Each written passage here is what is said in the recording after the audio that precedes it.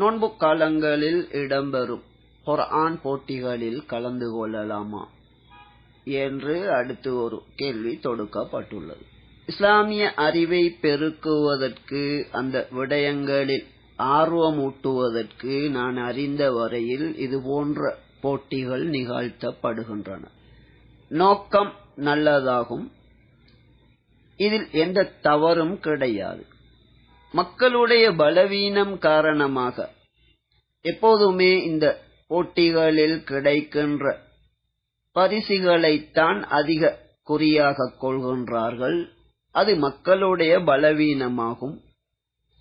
அல்லாஹுக்காக இஸ்லாமிய அறிவை கற்று அதன்படி நடக்க வேண்டும் என்பதே அனைவரது நோக்கமாகவும் இருக்க வேண்டும். அதற்காக மேலதிகமாக இவ்வாறு போட்டிகளின் மூலம் பரிசுகள் கிடைக்கின்றது, கொடுக்கப்படுகின்றது என்றால் அதில் குற்றம் ஏதும் கிடையாது.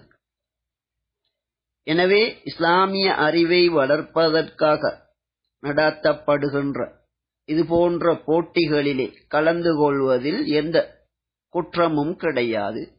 அது முற்றிலும் மார்க்கத்திலே அனுமதிக்கப்பட்டதாகும். போட்டி நடாத்துகின்றவர்கள் கவனிக்க வேண்டிய முக்கிய விடயம், இஸ்லாமிய அறிவை வளர்க்கின்றோம் என நினைத்து இஸ்லாத்தில் இல்லாததை பரப்பிவிடக் கூடாது.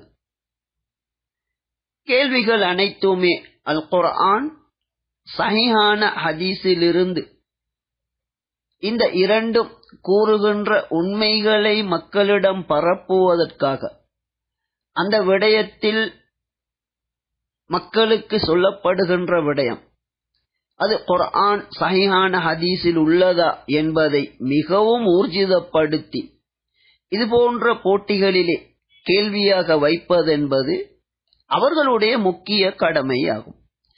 எப்படியோ ரமலானிலே இடம்பெறும் குர்ஆன் போட்டிகள், இவற்றிலே கலந்து கொள்வதில் எந்த குற்றமும் கிடையாது.